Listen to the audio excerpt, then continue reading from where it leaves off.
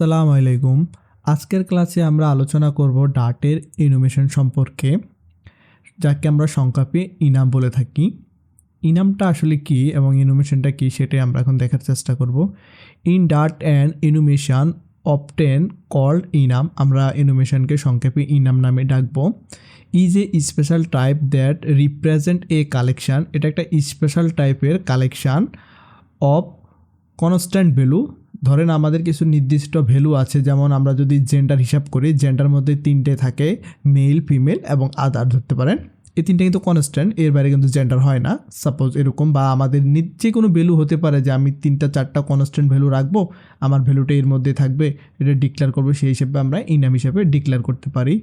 Making your code more readable and type safe when you declaring with a predefined set of values and enum is dot declare using the enum keyword। আমরা enumটা ব্যবহার করে আমাদের প্রোগ্রামের readability বাড়াতে পারি এবং আমরা টাইপ সেভ করতে পারি, সময় সেভ করতে পারি, এবং enum কিওয়ার্ডের সাহায্যে আমরা enum ফাংশনটাকে কল করতে পারি। এবং enum কীভাবে কাজ করে সেটাই আমরা আজকে দেখার চেষ্টা করব।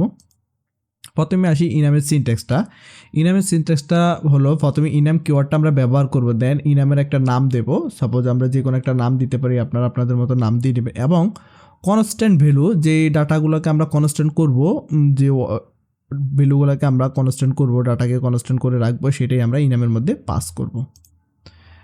এখন এখানে একটা আপনারা এক্সাম্পল দেখেন, আমি একটা এক্সাম্পল ইনাম ওয়েদার নামে একটা ইনাম নিয়েছি কালেকশান।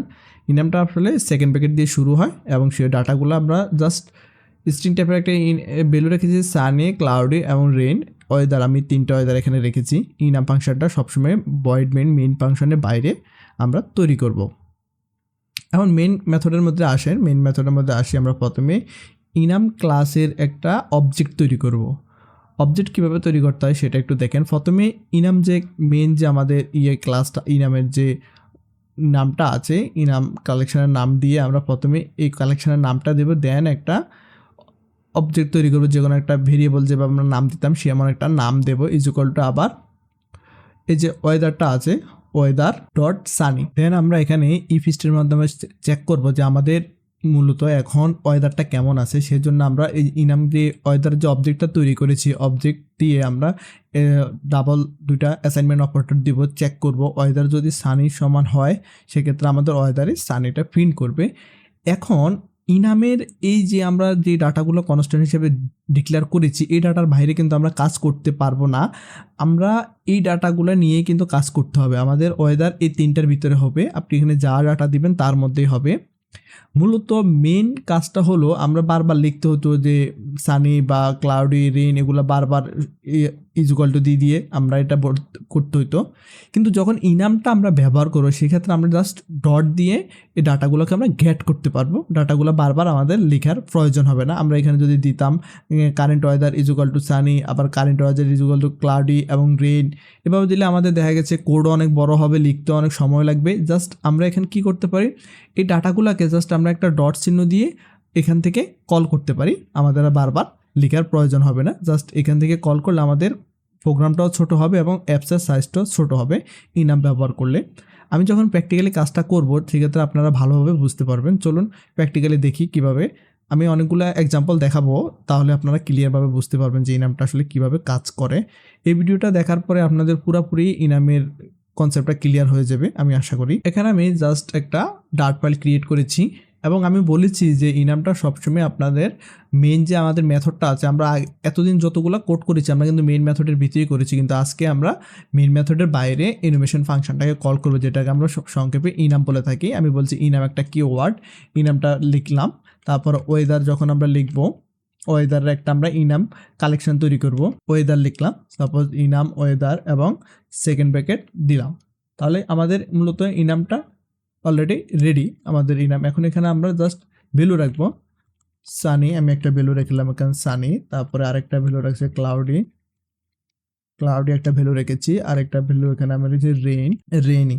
তাহলে আমার ইনামে তিনটা কনস্ট্যান্ট ভ্যালু, এই তিনটা কিন্তু কনস্ট্যান্ট ভ্যালু, এই তিনটা ভ্যালু আমি অলরেডি রেখেছি। এখন যখন আমি ইনামটাকে আমি অ্যাক্সেস করব মেইন মেথডের ভিতরে, এটা কিন্তু আমাদের মেইন মেথডের বাইরে, দেখতে পাচ্ছেন এই ইনাম যে কালেকশনটা, এটা কিন্তু আমরা সবার উপরে ডিপেন্ড করতে পারি। এটা সবার উপরে ডিপেন্ড করার কথা হলো এটাই যে আপনি যেখানে ডিপেন্ড করেন না কেন, আপনি এটা বিভিন্ন ক্লাস এবং যে কোনো মেথডের ভিতরে কিন্তু ইনামটা আপনি ব্যবহার করতে পারবেন, এতে কোনো অসুবিধা হবে না। আপনি যে কোনো মেথড বা এই যে আমরা তো এখানে একটা লোকাল ভেরিয়েবল এবং ইনস্ট্যান্স ভেরিয়েবলের পার্থক্য যদি আপনারা জেনে থাকেন তাহলে বুঝবেন যে ইনস্ট্যান্স ভেরিয়েবল একমাত্র ক্লাসের মধ্যে আমরা অ্যাক্সেস করতে পারি, ক্লাসের বাইরে ইনস্ট্যান্স ভেরিয়েবলটা আমরা অ্যাক্সেস করতে পারি না। কিন্তু আমরা যেটাকে গ্লোবাল ভেরিয়েবল ডিক্লেয়ার করি সেটা কিন্তু আমরা সব জায়গায় ব্যবহার করতে পারি। তেমনি ইনাম আপনি সব জায়গায় ব্যবহার করতে পারবেন, গ্লোবালের মতোই, গ্লোবাল ভেরিয়েবলের মতোই আপনি সব জায়গায় ইনামটাকে ব্যবহার করতে পারবেন।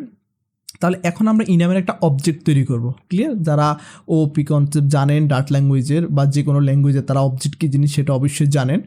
তাহলে ওয়েদার আমি এখানে দিয়ে দিচ্ছি, ওয়েদার আমাদের যে ইনাম আছে ওয়েদার, আবারও আমি ওয়েদার নামে একটা অবজেক্ট ক্রিয়েট করে নিয়েছি, ইজ ইকুয়াল টু আমরা এখানে ওয়েদার ডট, এখান থেকে আমরা ওয়েদার একটা ভ্যালু দেবো যাতে এটা আমাদের ইনোভেশন ফাংশন, আমরা প্রথমে দিয়ে দিচ্ছি ক্লাউডি, আমরা একটা ভ্যালু রেখেছি ক্লাউডি। এখন আমরা চেক করব ইফ স্টেটমেন্টের মাধ্যমে যে আমাদের এখন বর্তমানে যদি ক্লাউডি থাকে তাহলে আমাদের ওয়েদারটা কেমন দেখাবে। তাহলে আমরা এখানে দিচ্ছি ওয়েদার ইজ ইকুয়াল টু আবার ওয়েদার ডট, এখান থেকে আমরা ভ্যালুটা নিব, কোন ভ্যালুটা নিব, সাপোজ আমরা এখানে দিয়ে দিচ্ছি সানি। আমাদের ইনামে একটা কিন্তু বাই ডিফল্ট ভ্যালু আছে, দেখেন ইনামে অলরেডি আমরা ক্লাউডে একটা ভ্যালু রেখেছি, কিন্তু আমরা এখানে ক্লাউডে দিয়ে চেক করি না, আমরা এখানে ইনামে একটা বাই ডিফল্ট ভ্যালু আপনি রাখবেন। আচ্ছা, এটার মূলত মেইন এক্সাম্পলটা আপনারা অনেকেই বুঝবেন, এটা হলো যে যখন আমরা ফর্ম ক্রিয়েট করি বা একটা যে কোনো গভর্নমেন্ট জবে আমরা যখন ফর্ম অ্যাপ্লিকেশনটা ফিল আপ করি, সেক্ষেত্রে দেখবেন যে মেল ফিমেল এবং আদার্স বা থার্ড জেন্ডার যেটা আছে সেখানে থাকে, সেখানে কিন্তু অটোমেটিক একটা জিনিস সিলেক্ট করা থাকে, হয় মেল অথবা ফিমেল বা এরকম জিনিস একটা আপনার সিলেক্ট করতেই হয়। ওটা এখান থেকে এই তিনটার বাইরে কিন্তু আপনি কোনোটাই সিলেক্ট করতে পারবেন না। তেমনি আমরা এখান থেকে যে তিনটে আমরা যদি এখানে মেল ফিমেল অ্যাড করতাম সেক্ষেত্রে কিন্তু জিনিসটা এইভাবে কাজ করতো। এটা ওই রকম ক্ষেত্রে কিন্তু ইনামটা মূলত কাজ করে, সেটাই আমি আপনাদেরকে একটু বোঝার চেষ্টা করেছি। ওই এক্সাম্পলটা আমি দেখাবো, দেখালে আপনারা ভালোভাবে বুঝতে পারবেন। এখানে জাস্ট আমি এখানে দিয়ে দিচ্ছি সানি, যে আমার এখানে সানি সমান হয় তাহলে প্রিন্ট করবে সানি, আদারওয়াইজ প্রিন্ট করবে, ধরেন সাপোজ এলসে চলে আসবে, এলসে আসে প্রিন্ট করবে ক্লাউডি।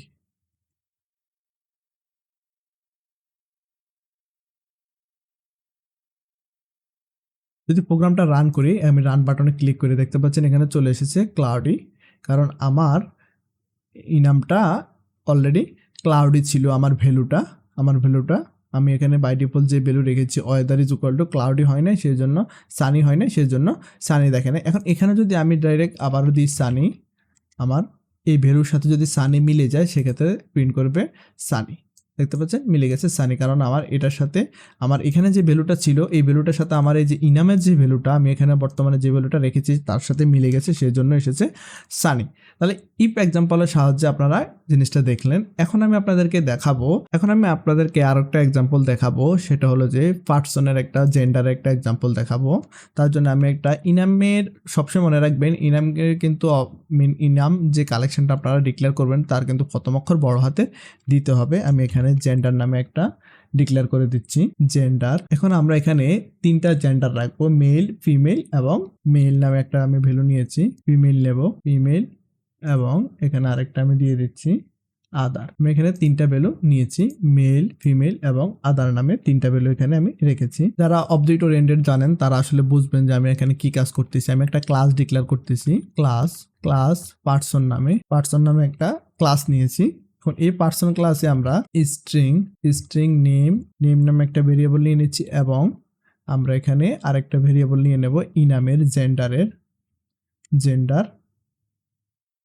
নামে আমরা এখানে আরেকটা ভেরিয়েবল নিয়ে নেব। এখন একটা আমরা কনস্ট্রাক্টর ডিক্লেয়ার করব, ক্লাসের মধ্যে আমরা এখন একটা কনস্ট্রাক্টর ডিক্লেয়ার করব। তাহলে কনস্ট্রাক্টরটা আমরা ডিক্লেয়ার করে ফেলতেছি। কনস্ট্রাক্টর হলো পার্সন দিস ডট নেম এবং দিস ডট জেন্ডার। আমাদের কনস্ট্রাক্টরটা ডিক্লেয়ার করা হয়ে গেল, অলরেডি আমরা কনস্ট্রাক্টরটা ডিক্লেয়ার করে ফেলেছি। এখন যখন আমরা এই পার্সনের একটা অবজেক্ট তৈরি করব, এই যে আমাদের মেইন মেথডে দেখেন জিনিসটা পার্সন তারপরে পার্সন, দেখেন আমরা যখন পার্সন ক্লাসটাকে কল করলাম, এখানে আমাদের নেম দিতে হবে। সাপোজ এখন নেমটা আমরা কি দেবো, সাপোজ এখানে আমি একটা দিয়ে দিলাম যে আমার নামটা দিয়ে দিলাম। এখন আমি তো হলাম মেল, তাই না? তাহলে আমি হলাম মেল, আমি হলাম পুরুষ। সেক্ষেত্রে জেন্ডারটা আমি কি দেবো, আমি এখানে চাইলে কিন্তু এখানে আমি জেন্ডার লিখতে পারবো না বা কিছু টাইপ করতে পারবো না, কারণ আমি এখানে ইনোভেশন ফাংশনটা, ইনোভেশন যে কালেকশনটা সেখান থেকে আমি ডাটাটাকে গেট করতে হবে। সেক্ষেত্রে আমি এখানে কিন্তু চাইলে অন্য কিছু দিতে পারবো না। আমি এখানে জাস্ট জেন্ডার ডট, এখন আমি যে মেলটা আমি এখানে সিলেক্ট করে দিলাম, আমার এটা লেখা প্রয়োজন হলো না, কারণ আমি এখান থেকে আমি ডাটাটাকে কল করেছি, গেট করেছি। তাহলে এখন এখানে যদি আমি একটা ফিমেলের নাম দিই, সাপোজ আমি এখানে একটা এটা নাম দিলাম ফিমেল, উনি ফিমেল, তাহলে উনি কি করবে, এখানে জাস্ট এসে সিলেক্ট করবে যে ফিমেল, ফিমেলটা সিলেক্ট করলো, আমাদের কাজ অলরেডি শেষ। এখন আমরা এটাকে সুইচ কেসের মাধ্যমে জিনিসটা প্রিন্ট করব, যে আমাদের কেসগুলো আসলে আমরা এখানে ডিফাইন করব। তাহলে সেই জন্য আমরা সুইচ, আপনারা অনেকে জানেন সুইচ কি স্টেটমেন্টে, সুইচের মধ্যে এখন আমরা এক্সপ্রেশন দেব। এক্সপ্রেশনটা আমরা কি দেব, পার্সন ডট, এখানে আমরা জেন্ডারটাকে কল করব। এখন কেসে ভ্যালুটা আমরা এখানে দিয়ে দিচ্ছি,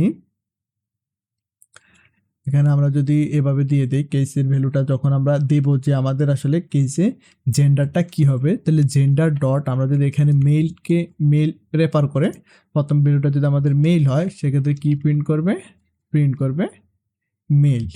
মেল প্রিন্ট করবে।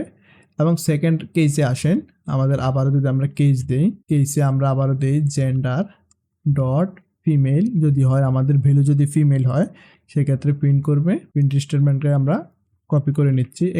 এই লেকচারটা একটু বড় হবে, কারণ এখানে বোঝার অনেক কিছু আছে, এটা অনেক গুরুত্বপূর্ণ একটা টপিক। এখানে আমরা দিয়ে দিচ্ছি ফিমেল। দেন আমাদের যদি কেসের ভ্যালুটা হয় আদার, এবং আমাদের কেসের ভ্যালুটা যদি হয় জেন্ডার ডট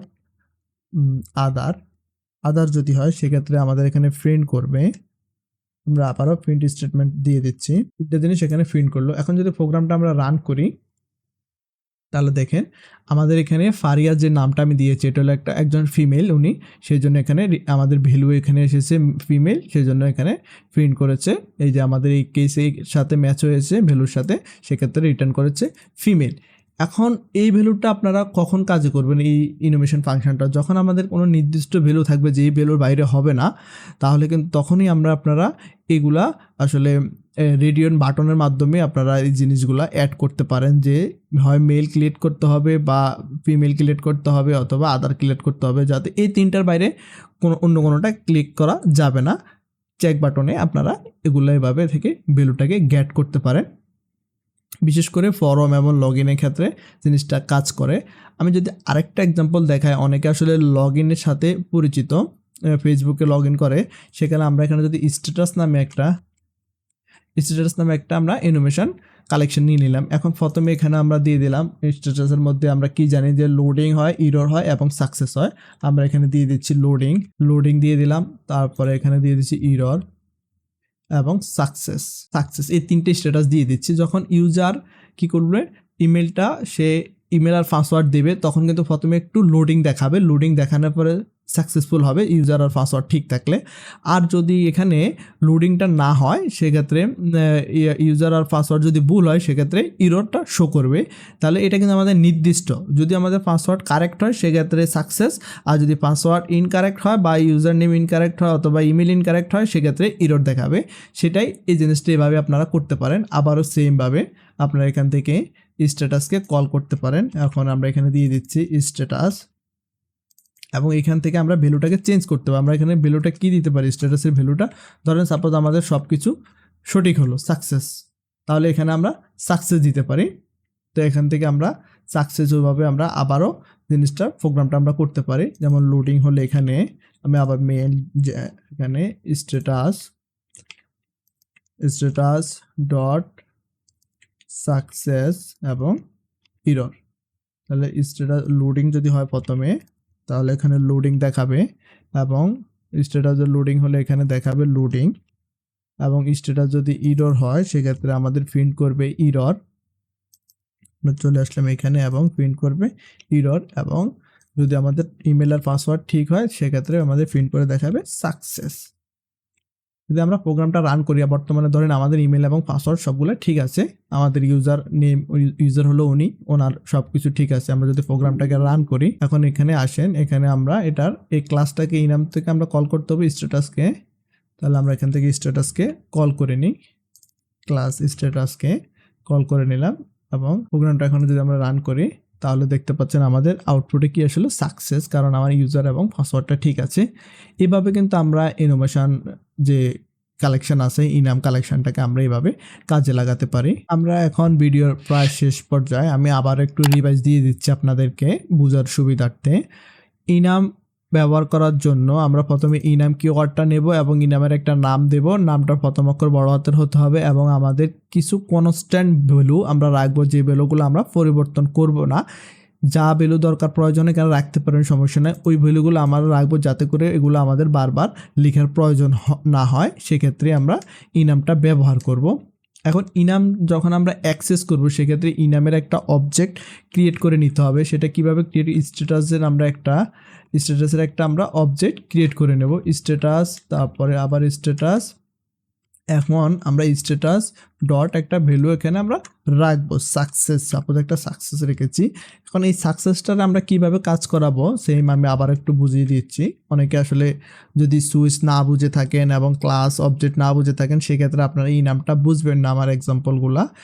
যারা ইফ বুঝেন সাপোজ তাদের জন্য এই এক্সাম্পলটা, তারা আসলে এটা দিয়ে শিখতে পারেন। ইফ আমি এখানে একটা চেক করব, আমি এখানে কি চেক করব, আমার ওয়েদারটা, তো আমার স্ট্যাটাস, আমার status object is equal to status 10 যদি আমার ভ্যালুটা হয় ইরর, আমার স্ট্যাটাসের ভ্যালুটা যদি ইরর হয় তাহলে আমার এখানে প্রিন্ট করে দেখাবে, বা আমার লগ ইন পেজে হবে না, ইউজারকে একটা মেসেজ দিবে যে পাসওয়ার্ড ইনকারেক্ট, এই মেসেজটা সে দেখাবে যদি আমার স্ট্যাটাস এরকম হয়। আদারওয়াইজ যদি আমার সাকসেস হয়, আমার যদি পাসওয়ার্ড এবং হয় তাহলে আমাদের বুঝে লগ ইন সাকসেসফুল, আরেকটা মেসেজ দেখাবে, প্রিন্টের মধ্যে দেখাবে যে লগ ইন সাকসেসফুল,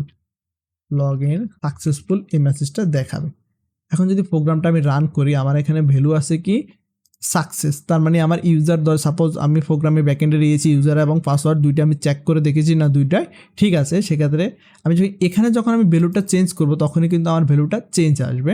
আমি সাপোজ এখানে আমি ইরর দিয়ে দিচ্ছি, আমি এখানে স্ট্যাটাসে, আমার এখানে কারেন্ট মূলত স্ট্যাটাসে ভ্যালুটা এখন ইরর আছে। প্রোগ্রামটা যদি আমি রান করি দেখতে পাচ্ছেন পাসওয়ার্ড ইনকারেক্ট, আমি চেক করে দেখেছি যে তার পাসওয়ার্ডের সমস্যা আছে, সেক্ষেত্রে তাকে একটা মেসেজ দেওয়া দরকার, তার সেজন্য আমি পাসওয়ার্ড ইনকারেক্ট মেসেজটা দিয়েছি। আউটপুটে দেখতে পাচ্ছেন আপনারা পাসওয়ার্ড ইনকারেক্ট এসেছে, তাহলে বুঝতে পারলেন। আবার ধরেন সাপোজ আমার এখানে লোডিং দরকার, আমি এখানে লোডিং দিয়ে দিচ্ছি, লোডিংয়ের কোনো রাখি না আমি আবারও যদি এখন আমার যদি স্ট্যাটাস হয় লোডিং, সেক্ষেত্রে আমি এখানে এলসিফ দিয়ে লোডিং দেখাতে পারি। তারপর আমি এখানে আরেকটা ঘর করে নিচ্ছি,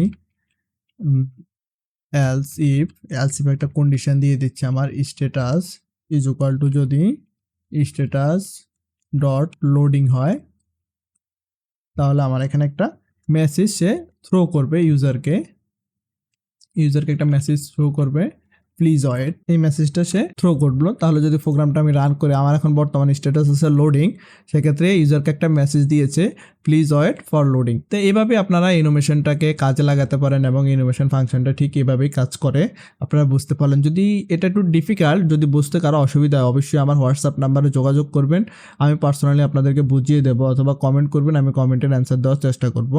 ভালো থাকবেন, সুস্থ থাকবেন, আল্লাহ হাফেজ।